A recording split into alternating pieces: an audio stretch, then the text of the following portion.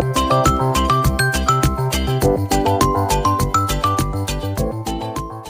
warahmatullahi wabarakatuh. Waalaikumsalam warahmatullahi wabarakatuh. Selamat pagi anak-anak. Pagi, Bu. Semangat sekali hari ini.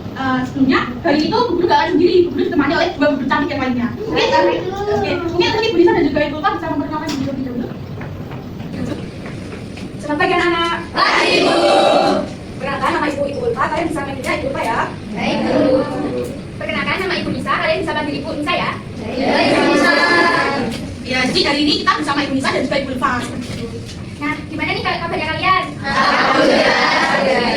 Udah pada sarapan belum? Belum. Ya Bu, mungkin nanti setelah tidak bisa langsung sarapan ya. Sebelum mulai pembelajaran kali ini, kita berdoa terlebih dahulu. Salah satu bisa memimpin doa. Siap. Doa. Mulai. Doa cukup. Baik, terima kasih atas pertolongan dan sudah memimpin doanya. Sebelum masuk ke modal pembelajarannya, kita ada capaian pembelajarannya, yaitu yang pertama, siswa mampu menjelaskan pengertian barisan aritmatika dan barisan geometri. 2. Siswa mampu menentukan rumus untuk n barisan aritmatika dan barisan geometri. 3. Siswa mampu menjelaskan deret aritmatika dan deret geometri. 4. Siswa mampu menentukan jumlah n suku pertama deret aritmatika dan deret geometri. Yang kelima, siswa mampu menyelesaikan masalah yang berkaitan dengan deret aritmatika dan deret geometri. Ya, mungkin Ibu akan sedikit bacakan bagaimana sih model pembelajaran siswa itu. Nah, jadi menurut Isjodi tahun 2009, pembelajaran kooperatif tipe siswa ini tuh mendorong siswa untuk aktif dan selalu bisa untuk membantu dalam penguasaan materi untuk mencapai prestasi yang maksimal. Selanjutnya itu menurut UI tahun 2004 menyatakan bahwa siswa itu didesain untuk membuat siswa itu tanggung jawab terhadap pembelajarannya sendiri. Tapi selain itu, mereka juga harus siap memberikan dan juga menjelaskan materi yang sudah didapat kepada teman-temannya. Seperti itu. Ya, langkah pada pembelajaran siswa menurut Rashid pada tahun 2016, kegiatan taruhan yang pertama, guru mengkoordinasikan siswa dan menyampaikan tujuan pembelajaran kepada siswa. Yang kedua, guru mengarahkan kepada siswa model pembelajaran yang akan digunakan. Yang ketiga, kelas dibagi menjadi beberapa kelompok yang anggotanya terdiri dari 4 sampai 6 siswa secara heterogen dan disebut sebagai kelompok asal. Selanjutnya, kelompok kegiatan inti yang pertama, setiap siswa pada masing-masing kelompok asal diberi satu bagian materi yang akan dibahas. Yang kedua, anggota kelompok yang mendapatkan bagian materi yang sama berkumpul menjadi satu kelompok yang disebut sebagai kelompok ahli yang anggotanya terdiri dari 4 sampai 6 siswa. Yang ketiga, siswa pada kelompok ahli mendiskusikan bagian materi yang menjadi tanggung jawabnya. Yang keempat, siswa yang berada di kelompok ahli kembali ke kelompok asal untuk mengajak anggota lain mengenai materi yang dipelajari dalam kelompok ahli. Dan yang terakhir itu kegiatan penutup. Yang pertama, setelah diskusi dalam kelompok asal, semua siswa dievaluasi secara individual mengenai semua materi yang telah dipelajari. Yang kedua, setelah dilakukan evaluasi, diadakan pemberian skor dan penghargaan kelompok. Nah, jadi seperti itu untuk langkah-langkah model siswa. Jadi anak-anak kan sudah ada sedikit gambaran ya mengenai bagaimana kita belajar menggunakan model siswa. Nah, termasuk itu kita sudah sedikit belajar nih mengenai pola bilangan. Mungkin anak-anak di sini masih ingat apa sih pola bilangan itu? Mungkin yang masih ingat bisa angkat tangan. Saya Bu, oke. Mungkin ada anak-anak yang ingat ya, mungkin itu tadi gurunya ada yang di depan dan juga dari tengah. Mungkin dari yang di tengah dulu ada Mbak siapa? Perkenalkan, saya Andi Fitrianesia. Jadi dari apa yang saya ingat itu, pola bilangan itu adalah suatu bentuk atau susunan dari beberapa angka yang memiliki aturan tersendiri dalam penyusunannya. Nah, jadi yang disampaikan Mbak Andi dan juga Mbak Alfa itu tepat sekali. Jadi pola bilangan itu seperti yang sudah disampaikan Mbak Alfa dan juga Mbak Andi. Mungkin teman-teman yang masih belum mengingat nanti bisa dibuka lagi bukunya. Nah, pembelajaran kali ini itu kita akan berfokus pada barisan, deret, baik aritmatika dan juga geometri. Nah, sebelum nanti kita membentuk kelompok, dulu sedikit sampaikan terkait materinya dulu. Jadi barisan itu adalah suatu susunan bilangan yang dibentuk menurut suatu urutan bentuk. Nah, bilangan-bilangan ini disebut sebagai suku. Nah, perubahan di antara suku-suku berurutan ditentukan oleh tambahan bilangan tertentu atau kelipatan bilangan tertentu. Baik, sebelum dilanjut, apakah Mbak Sili dan juga Mbak Ude terlihat apa yang disampaikan? Oke, terlihat ya? Yang jelas? Oke, jadi selanjutnya itu barisan aritmatika. Barisan aritmatika itu adalah suatu barisan yang suku berurutannya mempunyai tambahan bilangan lengkap yaitu B. B di sini itu biasa disebut dengan bida. Ya, benar sekali. Nah, nilai suku pertama itu dilambangkan dengan huruf A kecil seperti itu. Nah, kemudian barisan geometri adalah barisan yang suku berurutannya mempunyai kelipatan bilangan tetap. Perbandingan dua suku berurutan itu disebut rasio yang biasa dilambangkan dengan huruf R kecil. Barisan geometri ini juga sering disebut dengan barisan ukur. Selain ada barisan, itu ada deret. Definisi dari deret sendiri itu adalah deret adalah jumlah dari bilangan dalam suatu barisan, baik dalam aritmatika maupun geometri. Selanjutnya yaitu permasalahan sehari-hari yang menggunakan barisan dan deret aritmatika serta geometri. Yang pertama, menghitung banyaknya penduduk dalam suatu daerah. Yang kedua, menghitung panjang lintasan yang dilalui bola dari sampai bola berhenti. Yang ketiga, menghitung total tabungan suatu nasabah. Yang keempat, menentukan harga jual barang yang memiliki penyusutan harga yang sama setiap tahunnya. Nah, jadi seperti itu materi yang akan nanti kita bahas. Jadi nanti kalian selanjutnya akan dibentuk kelompok. Nah, pembentukan kelompok akan dibantu oleh Ibu Nisa. Nah, kita sudah dijelaskan tentang model dan langkah-langkahnya. Nanti baris pertama dan baris kedua di sebelah kanan Bu Guru akan menjadi kelompok 1, dan baris ketiga dan 4 akan menjadi kelompok 2, dan baris 3, 4 sebelah kiri saya itu kelompok 3, dan baris pertama dan kedua di kiri saya itu akan menjadi kelompok 4. Nah, jadi kelompok yang dibentuk oleh Ibu Nisa ini namanya adalah kelompok asli. Jadi itu adalah kelompok asli teman-teman semuanya. Sekarang silakan nanti setiap kelompok berhitung dari 1 sampai selesainya anggota di kelompok kalian. Misalnya di sini kelompok 1, 1, 2, 3, 4, 5, 6, 7, 8, 9, 10 seperti itu. Mungkin bisa berhitung. Silakan. 2, 4, 6, 7, 8, 9. Oke, baik. Guru ke kelompok yang sebelah kiri yang sudah dibantu Ibu Nisa tadi. Untuk anak yang mendapatkan nomor 1 dan 2, nanti silakan belajar mengenai barisan aritmatika. Selanjutnya untuk nomor 3 dan 4, silakan belajar mengenai barisan geometri. geometri. Selanjutnya 5 dan 6 itu silakan nanti belajar mengenai deret aritmatika. Dan untuk nomor 7, 8 itu nanti belajar mengenai deret geometri. Sekarang yang di sebelah kiri, nanti untuk nomor 1, 2 itu belajar mengenai garisan aritmatika. 3 dan 4 silakan nanti belajar mengenai garisan geometri. Untuk nomor 5, 6, 7 silakan nanti belajar mengenai deret aritmatika.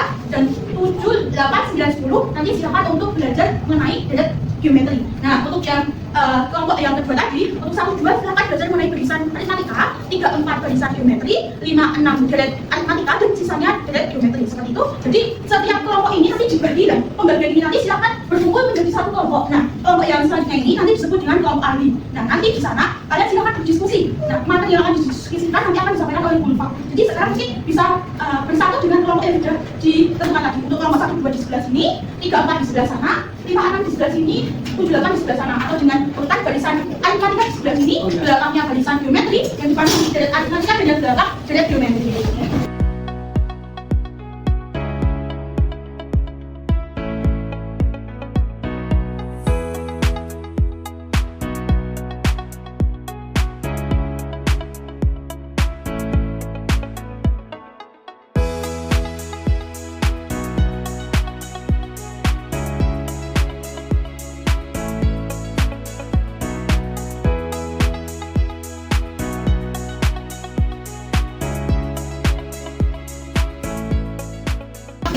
Jadi kalau yang sekarang itu namanya kelompok ahli. Nah, tadi kita sudah mempunyai kelompok ahli dan juga kelompok ahli. Nah, kelompok ahli ini kita ada tugasnya, yaitu dengan kode sangat akan disampaikan oleh Gulfa. Jadi nanti kalian akan mencari yang pertama pengertian, yang kedua rumus, dan juga soal. Kalian harus diberikan waktu selama 15 menit, dan kalian bisa mencari dengan menggunakan handphone yang sudah ibu kemarin instruksikan. Baik, nah sekarang silakan untuk berdiskusi dengan kelompok ahli masing-masing. Diskusikan terkait apa tuh kata yang sudah didapat. Waktunya 15 menit. Nanti kalau misal tidak bisa, apa yang ingin ditanyakan, bisa ditanyakan langsung oleh ibu yang ada di depan kalian.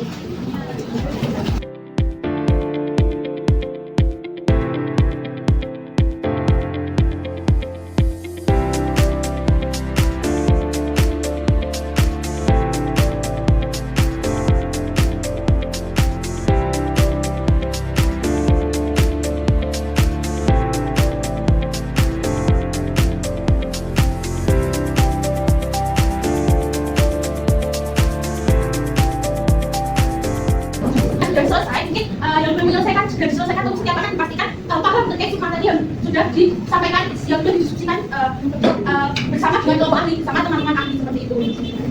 Nah, mungkin sekarang bisa kembali lagi ke kelompok asli, yaitu kelompok yang sudah ditentukan oleh Gulfa tadi. Baik, bisa langsung kembali ke kelompok asli.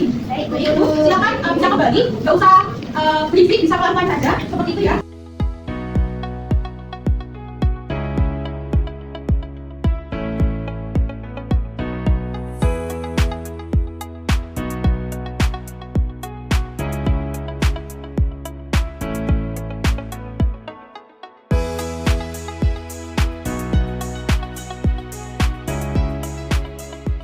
Nah, setelah ini kalian akan berdiskusi dengan teman kelompoknya yang saya bagi tadi. Jadi bertukar pengetahuan yang tadi didiskusikan di kelompok ahli. Jadi seperti itu, silakan nanti yang kelompok ahli sekarang bisa setiap anak yang mempunyai topik yang sudah dibagi tadi, yang ada barisan aritmatika, barisan geometri, deret aritmatika, dan juga deret geometri, nanti disampaikan kepada teman kelompok ahlinya biar semuanya itu dipahami seperti itu. Baik, nah bisa kelompok ahli dengan kelompok ahlinya diberikan waktu selama 15 menit untuk mempresentasikan apa yang sudah didapat.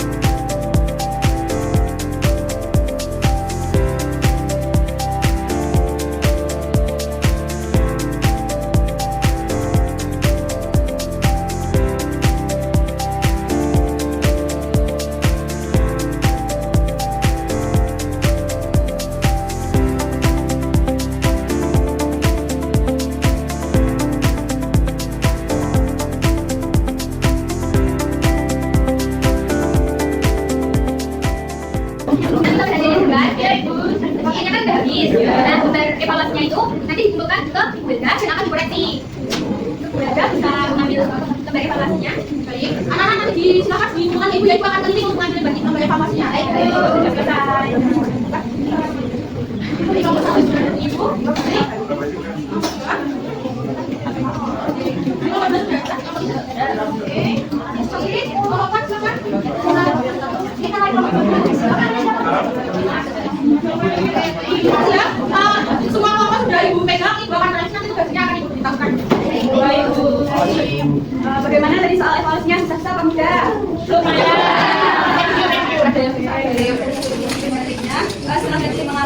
pembelajaran digital, kita akan melihat ada kelebihan dan kekurangannya menurut Isdori pada tahun 2011. Yang pertama, dalam kelas operatif siswa dapat berinteraksi dengan teman sebaya dan juga dengan gurunya sebagai pembimbing. Yang kedua yaitu kekurangan dari model pembelajaran tipe digital ini, siswa dengan bebas memilih tulis dan bebas diberikan nilai individu. Yang kedua, secara efektif di tiap level siswa dapat mendapatkan keterampilan akademis dari pemahamannya. Kontrol dan juga fasilitator dan guru juga diperlukan agar capaian pembelajaran bisa berjalan dengan baik dan mengurangi kendala dalam proses pembelajarannya. Nah, untuk hasil evaluasi tadi sudah dibilang ya kan? Dilihat di sini semua kelompok bisa menyelesaikan dengan baik dan benar. Semua sudah belajar dengan semangat dan juga hasil evaluasi yang diberikan menilai bagus semuanya. Cuma ada sedikit penghargaan nanti akan dibagikan oleh Bu Ulfa dan juga bisa. Nanti siapa yang belum dapat bilang seperti itu. Mungkin kalau dari Bu Ulfa dan juga bisa dibagikan kepada anak-anak. Penghargaan kecil yang Ibu Guru berikan nanti bisa memberikan semangat kepada anak semuanya agar pembelajaran bisa lebih baik lagi di kemudian hari, jika teman selanjutnya bisa lebih semangat lagi seperti itu. Oke.